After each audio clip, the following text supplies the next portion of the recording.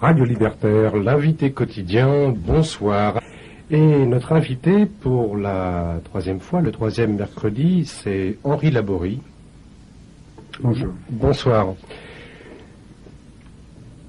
Quand il ne peut plus lutter contre le vent et la mer pour poursuivre sa route, il y a deux allures que peut encore prendre un voilier.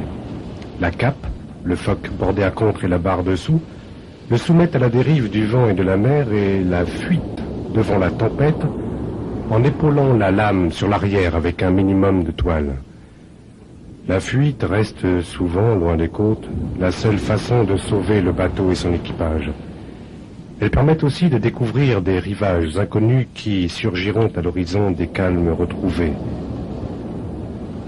Rivages inconnus qu'ignoreront toujours ceux qui ont la chance apparente de pouvoir suivre la route des cargos et des tankers, la route sans imprévu imposée par les compagnies de transport maritime.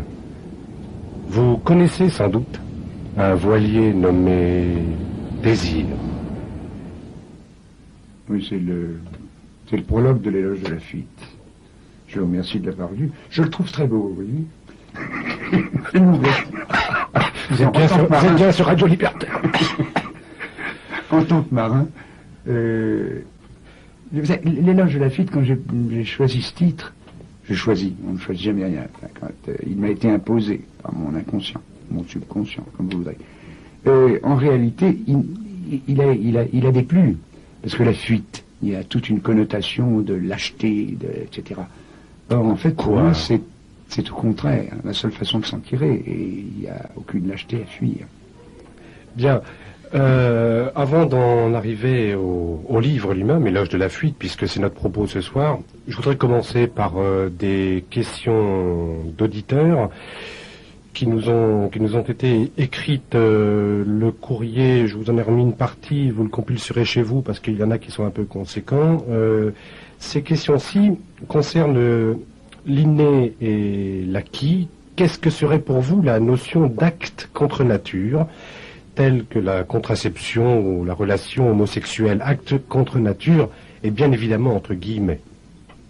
Il faudrait d'abord savoir ce que c'est que la nature. Alors, je crois avoir d'ailleurs eu l'occasion de dire ici même que les chiens font l'amour dans la rue sans complexe, et c'est naturel. Maintenant, si nous en faisions autant, je pense que ça serait pas naturel du tout. On dirait que c'est contre nature. Donc, la nature, tout ce qui peut arriver sur cette planète, excepté le meurtre de l'autre, est naturel finalement. Alors, on peut tuer plus ou moins lentement, effectivement. Mais je ne vois pas très bien en quoi consiste la nature. L'homosexualité en particulier, est-ce qu'elle agirait comme un mécanisme inné de régulation démographique ou serait-elle plutôt une dégénérescence qui attenterait à l'espèce? L'homosexualité, c'est un comportement, et bon, je ne vois absolument pas que ça attenterait à l'espèce. Évidemment, si tout le monde était homosexuel, il y aurait quelques dangers pour l'avenir de l'espèce. C'est pas le cas. Alors, que des pulsions se fassent, et alors là, actuellement, il y a de gros travaux là-dessus. Vous savez, les anglo-saxons en particulier sont toujours intéressés à ce problème. Et... Pourquoi riez-vous, Henri Laborie? Non, ça serait trop long à dire pourquoi. J'entrerai dans des détails.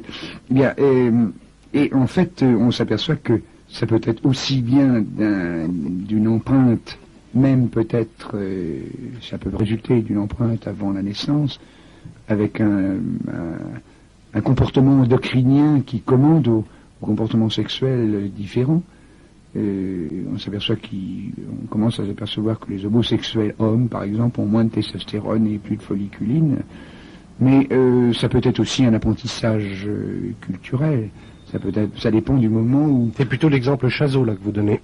Je ne connais pas Chazot, mais enfin, vous savez, j'ai beaucoup de choses à m'occuper. En réalité, je pense qu'il n'y a pas de contre-nature dans l'homosexualité, c'est un comportement. Bon, il y a les gens qui souchent dans des mouchoirs, d'autres dans des petits papiers, là, des Kleenex. On ne dira pas que parce qu'ils n'emploient pas un mouchoir, se moucher dans un Kleenex, c'est contre-naturel. Est-il vrai que ce phénomène, donc l'homosexualité, se trouve également chez d'autres espèces dites supérieures? Ah bah oui, quand la femelle manque, vous me direz que dans notre monde contemporain, ce sont les femelles qui manquent, ça. Mais pour l'homme, je parle pour l'homme, et inversement d'ailleurs, c'est plus difficile. Il y a quand même les guerres qui jusqu'ici ont tué plus d'hommes que de femmes, donc finalement le mouvement féministe a bien raison de prendre le taureau par les cornes, si l'on peut dire, c'est-à-dire de soulever l'étendard de la révolte. Mais finalement, je ne vois pas pour moi, il n'y a pas de problème dans l'homosexualité. Il n'y a pas de problème. Qu'est-ce que vous pensez? Pardon. Non, je n'ai rien à dire là-dessus. Bon, bien sûr qu'on ne se reproduit pas homosexuellement, mais je vois pas pourquoi on ne le ferait pas. Ça ne me gêne pas. Moi, je suis vraiment hétérosexuel. Alors ça, je tiens à prévenir les auditeurs. Hein. Je n'ai aucune pulsion, même vers vous, qui êtes plutôt beau à regarder. Mais ça vraiment, je n'ai aucune attraction pour le sexe du même côté, si j'ose dire. Bien. Qu'est-ce que vous pensez des travaux de Hébert-Simon sur la prise de décision par des ordinateurs et en général du concept de l'intelligence artificielle dont parlent les automaticiens? Je suis très inquiet, je ne connais pas Herbert Simon. Par contre, l'intelligence artificielle, on s'en occupe beaucoup. Actuellement, il y a des travaux dans les grands journaux, Science, Nature, etc. Actuellement, c'est la grande mode. Mais j'écris il y a déjà peut-être 20 ans que pour faire une intelligence artificielle, il faudrait quelque chose... Si vous voulez, les ingénieurs, sont les ingénieurs électroniciens ou pas, copient des fonctions. Il est facile d'avoir une mémoire sans doute meilleure que celle de l'homme. On peut même imaginer des systèmes associatifs qui permettent, à partir de ce qui est engrammé dans la mémoire, de créer des choses nouvelles. Mais en réalité, ce que l'homme n'a pas encore fait, et c'est pas demain la veille, c'est d'une part de créer une motivation. La motivation de l'ordinateur, il faudrait qu'il soit de maintenir en vie d'ordinateur, en tant qu'ordinateur, et ceci de le faire de la molécule à l'ordinateur tout entier. Lorsqu'on fera des machines dont la seule but, la seule raison d'être sera d'être machine et de fonctionner pour se maintenir en tant que vie machine, à ce moment-là, on aura fait quelque chose qui sera de l'intelligence artificielle. Actuellement, on copie des fonctions, c'est tout. On peut copier la mémoire, on peut copier l'intelligence, on peut copier tout ce que vous voulez, mais ça n'a rien à voir avec un comportement humain. Enfin, dernière question posée par Gérardo. Pourra-t-on bientôt reproduire in vitro, artificiellement donc, la pensée humaine? Ben non. Bientôt non. Non, on fera des machines qui pourront avoir une meilleure mémoire que l'homme, même être plus sensibles, parce que finalement, n'entendant pas les ultrasons, on peut très bien imaginer une machine qui enregistrera des ultrasons, s'en souviendra. On peut imaginer une machine en plus qui reprendra ses expériences et on fera quelque chose de neuf. Mais ça ne sera pas une intelligence humaine, parce que tout ce que fait l'homme, il le fait pour conserver sa structure d'homme, d'individu. Et ça, une machine ne fera pas encore. Et elle ne voit pas ça sur une main la veille. Hein. Nous en revenons donc au sujet ce soir, à Éloge de la fuite. Ce n'est pas votre dernier livre de généralisation? Oh non, il y a eu d'autres. C'est un livre qui vous a été commandé par votre éditeur? C'est pas exactement... Oui et non.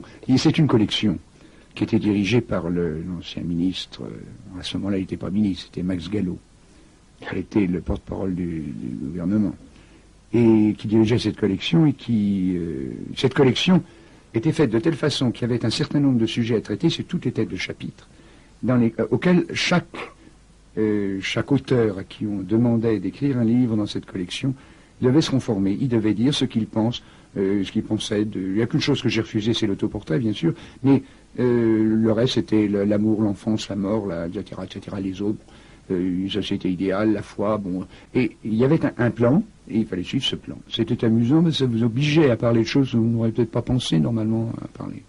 Alors ça commence, parce que le plan, donc, est imposé par votre éditeur, ça commence par un autoportrait, c'est le titre de ce premier chapitre. Il y en a 18 dans le livre, Et je dois dire que si c'est un peu artificiel comme structure, il faut bien reconnaître que ça facilite largement la lecture. Oui. Parce que les 18 chapitres comprennent chacun quelques 15 pages à peu près, et on peut les lire et les relire tranquillement, et on suit quand même plus facilement. Merci, les lire et les relire, c'est très flatteur. Non, c'est pas flatteur du tout, c'est parce qu'on a du mal à comprendre. Ah bon. Putain, je plaisante. Alors, ça commence par un autoportrait. Vous êtes consciencieux, si je comprends bien. Et cet autoportrait, vous en profitez pour dire que vous n'avez aucune envie d'en faire un parce que quoi déjà? Parce que je suis biologiste des comportements et que je prétends que toutes les mémoires et tous les bouquins dans lesquels on parle de soi sont des falsifications, des impostures.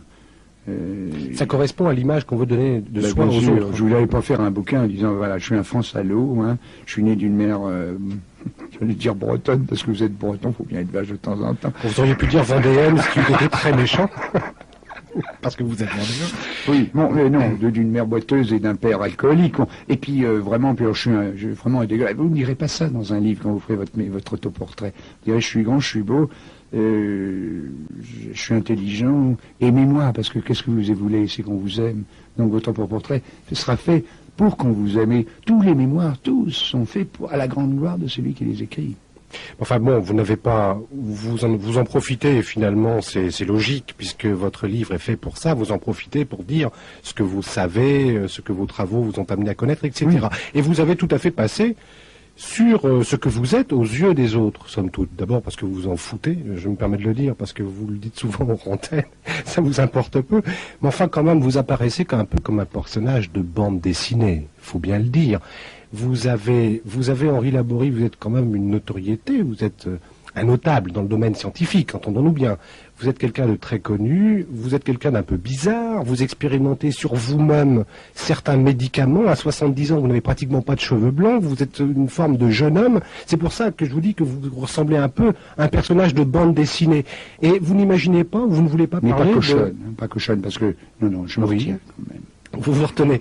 Et vous ne voulez pas du tout parler de cette image que vous pouvez, que vous savez donner autour de vous?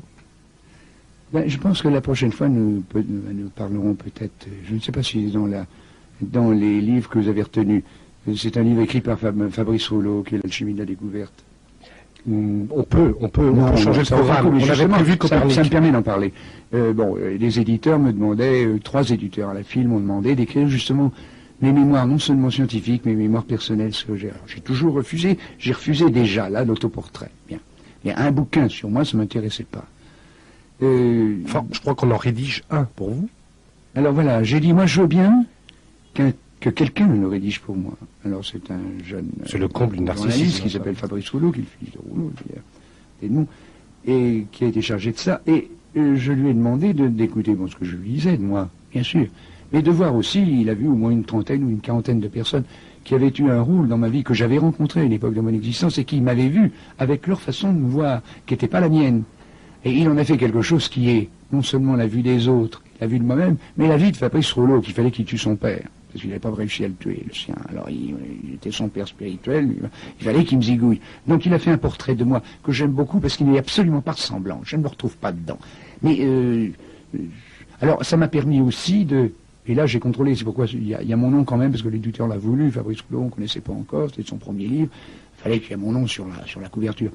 Alors j'ai accepté d'une part parce que j'ai contrôlé ce livre sur le plan scientifique. C'est-à-dire quand il parle de ce que j'ai pu faire scientifiquement, que personne ne connaît finalement. Vous savez, c'est l'hibernation artificielle, tranquillon. Enfin, j'ai une vie de 35 ans de travail et de découverte en plus.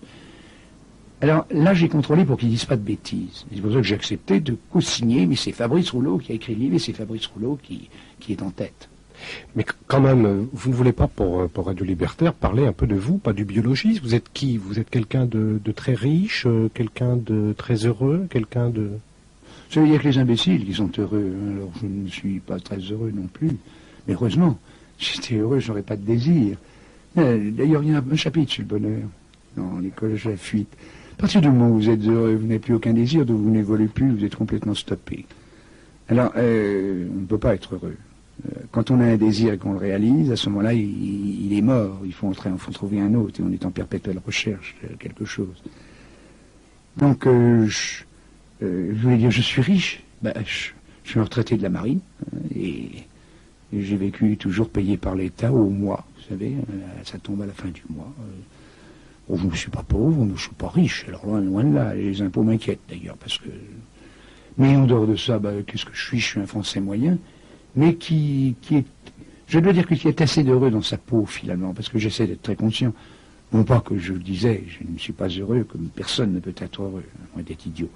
Mais qui, dans son métier, son métier lui a appris à se comporter vis-à-vis des autres d'une façon où il essaie, tant bien que mal, de ne pas tuer les autres et de ne pas être tué prématurément. Et c'est pas commode, mais ça demande beaucoup d'imagination et beaucoup de connaissances sur la façon dont fonctionne son cerveau et celui des autres.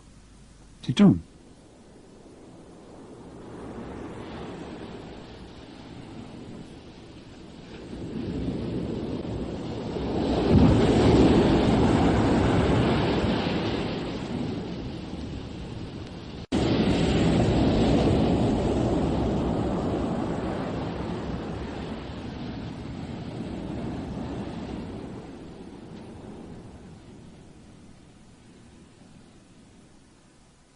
Radio Libertaire 89.5, téléphone 262 90 51, en compagnie d'Henri Laborie. Ce soir, éloge de la fuite. Et le chapitre suivant, c'est tout simplement l'amour. C'est beau, hein? Quoi? L'amour. Je sais pas, je vais lire un tout début de votre chapitre, et j'espère qu'il y aura des réactions de l'autre côté, du côté de l'auditoire, et vous pouvez téléphoner 262 90 51 pour dire à Henri Laborie ce que vous en pensez. Avec ce mot, on explique tout, on pardonne tout, on valide tout, parce que l'on ne cherche jamais à savoir ce qu'il contient. C'est le mot de passe qui permet d'ouvrir les cœurs, les sexes, les sacristies et les communautés humaines. Il couvre d'un voile prétendument désintéressé, voire transcendant, la recherche de la dominance et le prétendu instinct de propriété. C'est un mot qui ment à longueur de journée, et ce mensonge est accepté, la larme à l'œil, sans discussion par tous les hommes. Il fournit une tunique honorable à l'assassin, à la mère de famille, aux prêtres, aux militaires, aux bourreaux, aux inquisiteurs, aux hommes politiques. Celui qui oserait le mettre à nu, le dépouiller jusqu'à son slip des préjugés qui le recouvrent, n'est pas considéré comme lucide, mais comme cynique. Il donne bonne conscience, sans gros efforts ni gros risques, à tout l'inconscient biologique. Il déculpabilise, car pour que les groupes sociaux survivent, c'est-à-dire maintiennent leur structure hiérarchique, les règles de la dominance, il faut que les motivations profondes de tous les actes humains soient ignorées. Leur connaissance, leur mise à nu, conduirait à la révolte des dominés, à la contestation des structures hiérarchiques. Le mot d'amour se trouve là pour motiver la soumission, pour transfigurer le principe du plaisir, l'assouvissement de la dominance. Je voudrais essayer de découvrir ce qu'il peut y avoir derrière ce mot dangereux, ce qu'il cache sous son apparence mielleuse, les raisons millénaires de sa fortune. Retournons aux sources. Alors Henri Laborie, la poésie dans tout ça? Mais la poésie... J'ai vu aussi, c'est un grand chapitre sur la poésie, peut-être, puisque vous l'avez retenu, dans Copernic, il n'a pas changé grand-chose. Effectivement, dès qu'il y a le mot d'amour, ça rime avec toujours, d'ailleurs, et au bout d'un alexandrin... Avec calembour aussi. Oui, mais enfin, c'est moins utilisé, quand même, comme rime. La poésie, c'est pas ça. La poésie, c'est une création. L'amour, on reproduit. Et non pas dans la partie cochonne du terme. Non, parlons d'autre chose. Non, mais on ne fait que répéter des slogans, ce que j'ai dit, ce que vous avez lu là. Ensuite, j'explique pourquoi. C'est comme ça. J'explique que quand dans un environnement, il existe des êtres ou des choses avec lesquels on est bien, on se fait plaisir. Ce qui n'est pas ça. Il y a aussi un chapitre sur le plaisir. Mais c'est pas ça, le plaisir. Et simplement l'équilibre biologique. Bien. Et ben à ce moment-là, on veut le garder pour soi, parce que si un autre veut le prendre, on se sent frustré, on n'a plus dans sa possession. Et l'amour, c'est lié à la possessivité, à la notion de propriété, à l'apprentissage. Mais ça n'a rien de transcendant, ça n'a rien de... À la limite, comme c'est une expression très à la mode actuellement. Bon, tu vois, à la limite, bien. À la limite... Je vois ce que tu veux dire. Ce que tu veux dire, bon. À la limite, il y a l'amour de l'espèce, mais l'espèce, ça se touche pas. Tandis que la femme qu'on aime, si on vous la prend, ça se touche, la femme. Nous sommes des hommes, c'est pour ça que je parle. La femme, bon, l'homme qu'on aime pour une femme. Je me méfie toujours de la féminine de service. Donc, la femme qu'on aime pour un homme, c'est l'objet gratifiant, c'est ce qui vous fait plaisir, ce qui vous permet de satisfaire vos envies. Bien. Mais c'est assez terre à terre. Il y a un poème de Verlaine, je ne pense pas que je cite là-dedans, mais un poème de Verlaine qui m'a toujours très enthousiasmé, parce que comme quoi le poète, vous me parlez de poésie, comme quoi un poète peut toucher les choses les plus profondes de la biologie contemporaine sans le savoir, parce que Verlaine ne le savait pas. Il y a un poème de Verlaine dans lequel il dit « Je fais souvent ce rêve étrange et pénétrant d'une femme que j'aime et qui m'aime et que j'aime et qui n'est jamais ni tout à fait la même, ni tout à fait une autre, et m'aime et me comprend. » Mais de ça, ce qu'il décrit, ce que j'essaie de dire là-dedans, c'est que la femme qui n'est jamais ni tout à fait la même, ni qui m'aime et me comprend, c'est imaginaire. Bien sûr qu'il y a des modèles, mais ces modèles sont toujours imparfaits. Et à partir du modèle, on crée une structure imaginaire. En artiste, on crée une œuvre. On crée une œuvre, et bien, mais surtout, ne pas essayer de faire coller l'œuvre, la création, avec le modèle. Quand je reprends là-dedans, alors je le dis, on nous a très souvent dit que, je ne sais même pas s'il ne l'avait pas dit lui-même, d'ailleurs De Gaulle aimait la France, il considérait les Français comme des abrutis. Bien. Parce qu'il avait un modèle de la France qui était quelque chose qui n'avait rien à voir avec c'était les Français. Et pourtant, sans les Français, il n'y a pas la France, comme le disait Pierre Dac. Alors là, Pierre Dac disait, la France sera toujours la France, parce que, il faut caricaturer De Gaulle, parce que si la France n'était plus la France, les Français ne seraient plus les Français. Vous voyez, ça, évidemment, on peut aller très loin. Mais en fait, c'est ça le problème. C'est que la caractéristique de l'homme, c'est justement dépasser ses envies pour faire un désir. Et le désir, c'est l'imaginaire. C'est la création de quelque chose qui n'existe pas, qu'on essaie de trouver, et qu'on ne trouve jamais. Mais alors, on multiplie les expériences, et finalement, on a, avec des expériences variées, on peut créer quelque chose. Mais aimer votre prochain, c'est facile. Le prochain, de temps en temps, si, quand c'est la belle-mère, c'est pas facile. Mais, encore que la belle-mère, je la prends comme type caricatural. Mais, si c'est le petit chinois qui est bord du Yangtze et qui est en train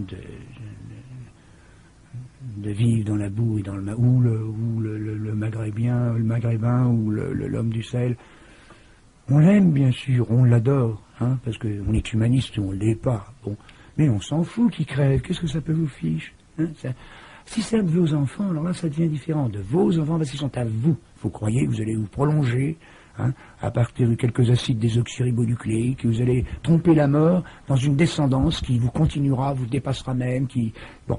Mais là encore, c'est d'un narcissisme désespérant, c'est d'une vulgarité, dirais-je, étonnante. C'est souvent d'un dérisoire grâce à votre ville. Oui.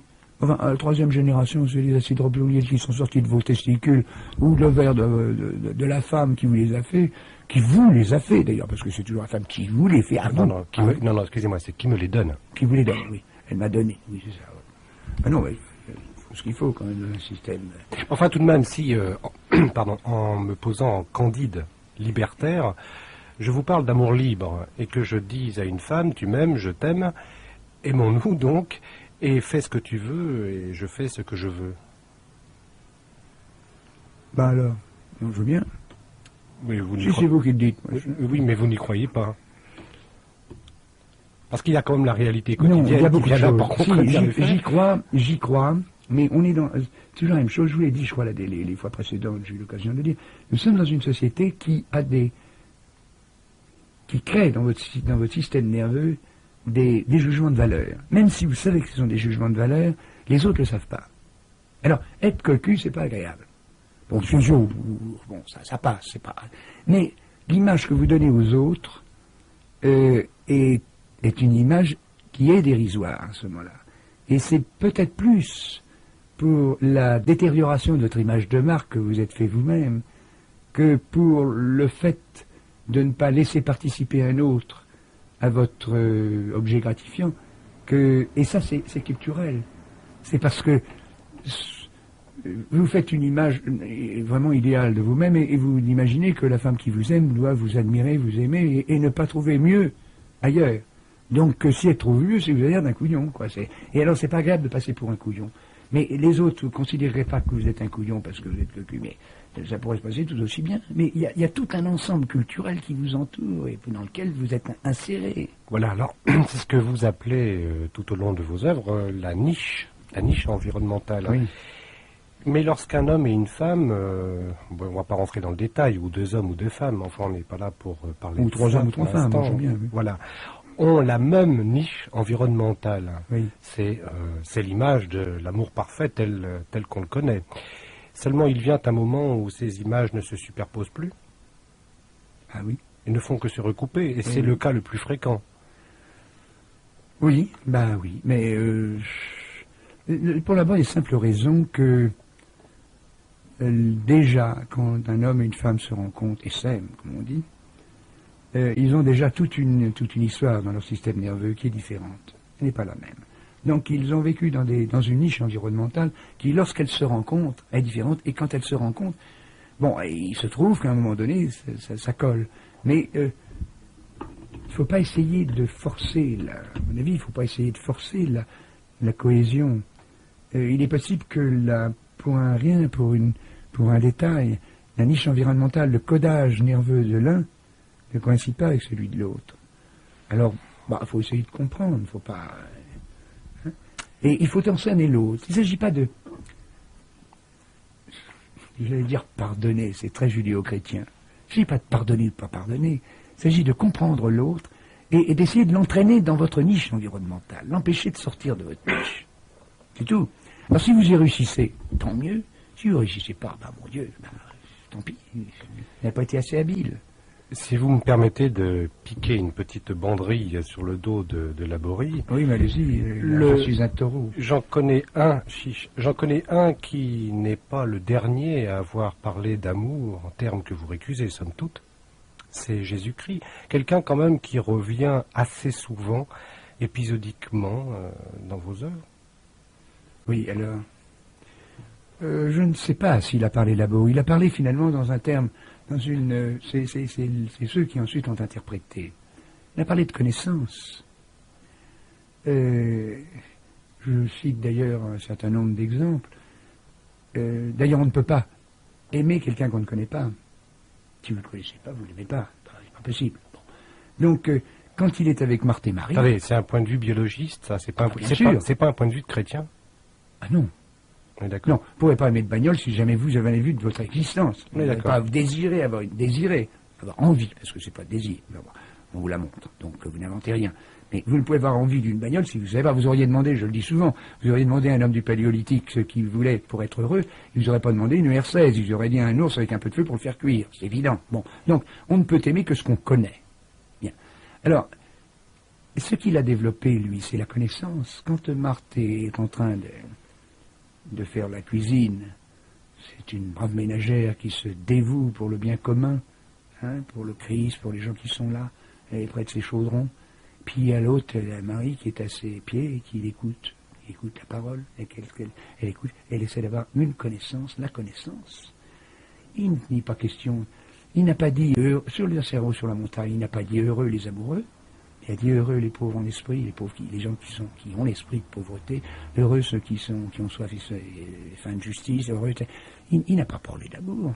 Il a parlé d'une connaissance, d'une compréhension de l'autre. Aimez-vous les uns les autres, c'est venu après alors. Ah ouais, ce alors là, slogan aimez-vous les uns les autres comme vous vous aimez vous-même, c'est ça le plus génial. Évidemment, on a tendance à vous dire aimez-vous les uns les autres, mais c'est pas ça simplement.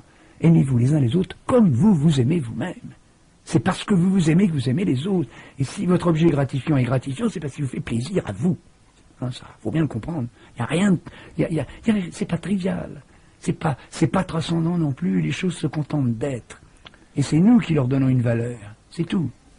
Vous en êtes quand même un sacré, hein, parce que vous êtes défini comme agnostique, s'il fallait une étiquette. La dernière fois, on vous découvre, pour ceux qui ne le savaient pas, quelque peu chrétien, même de manière non orthodoxe. Ah non, je ne découvre pas, je le dis là-dedans. Sans jouer sur les mots. Non, mais je dis que le Christ est pour moi un ami, que je... Voilà. Alors, on y reviendra de toute façon, tout à l'heure, dans cette émission, au chapitre de la foi. Oui, alors, d'accord. pour en revenir à l'amour... Oui. Et l'amour, selon un sketch assez fameux, quel est, ne me dites surtout pas, mais je ne suis pas un gourou, je ne vous donnerai pas de recette, quelle est quand même, selon vous, parce que vous en avez une, de recette, quelle est la solution, somme toute? Est-ce toujours fuir, mais comment, à deux? Je ne peux pas vous dire, là, je le répète, alors là, justement, je ne suis pas gourou, je pense que c'est une invention. Mais vous avez peut-être une plage quand même de comportements que vous avez pu trouver et où vous vous dites que là c'est possible d'aller à deux. Oui, mais à deux, qu'est-ce que c'est qu'à deux? Je dis aussi dans un autre chapitre qui s'appelle Les autres que nous ne sommes pas nous sommes tous les autres, les vivants et les morts, et que on n'est pas deux. Quand on est deux, on se croit deux, on a tout son passé, tout ce qu'on a appris, et tous ceux qui sont morts, tous ceux qui ont fait la culture dans laquelle vous naissez, vous vivez, donc on n'est jamais deux. On est toujours à plusieurs, à des multitudes.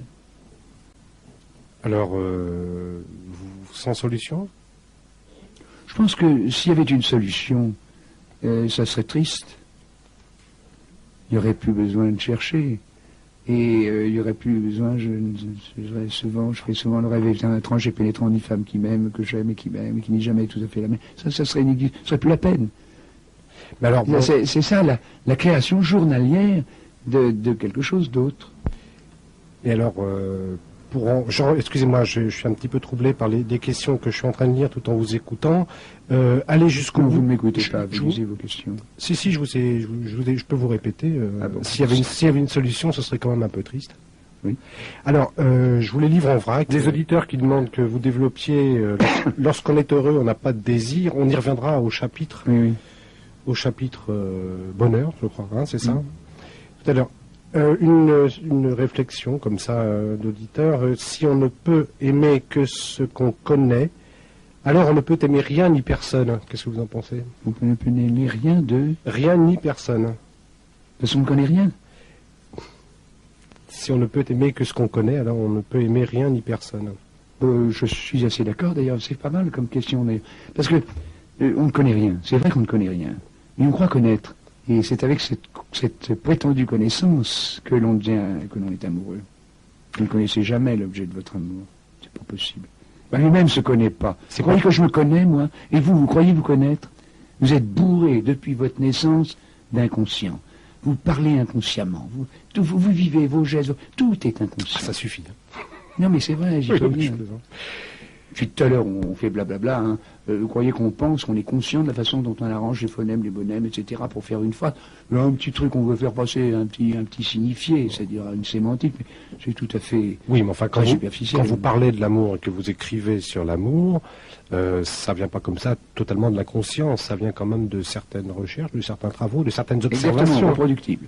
Voilà, c'est le seul avantage. Expérimental, donc. Expérimentalement, je sais... Enfin, on commence à savoir comment est foutu un cerveau humain et on voit ce que... un enfant qui vient de naître ne veut pas aimer. Il faut bien qu'il ait appris, qu'il ait connu quelque chose. Pour aimer, il faut connaître.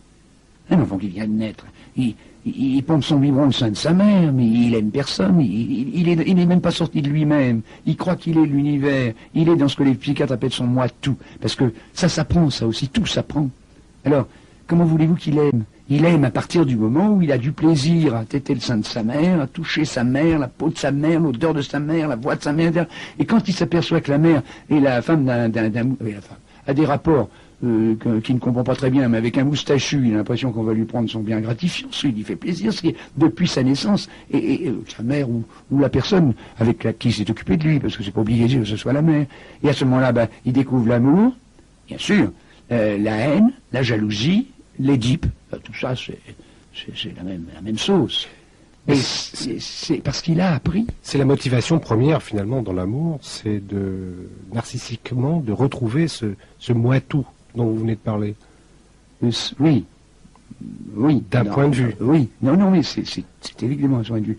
Mais ça dépend de l'époque de la vie d'un individu. Donc, quand il sort de son moitou, effectivement, et qu'il s'aperçoit que, ce que Freud appelait, avec une intuition assez géniale, il faut le reconnaître, ce Freud a appelé le principe du plaisir, il l'a dès que... Non, à la naissance, c'est pas le principe du plaisir. Il se met à gueuler parce qu'il était bien peinard au chaud, dans son liquide amniotique, puis brusquement il sort, puis il faut qu'il respire tout seul. Au lieu d'avoir le sang qui lui arrive par le cordon ombilical, il faut qu'il se débrouille tout seul, il faut qu'il tète. Il a un boulot extraordinaire, il ne sait pas du tout qu'il a à le faire, parce qu'il ne sait pas qu'il est, lui. Il faut qu'il se limite dans l'espace, et à la naissance, il n'a pas encore ce qu'on les physiologistes appelons le schéma corporel. Il sait pas, ça s'apprend. Bon, ça demande 2 ans ou 3 ans. Vous vous souvenez pas d'ailleurs de cette période primitive, parce que justement vous ne saviez pas que vous étiez dans un environnement différent de vous. Bien.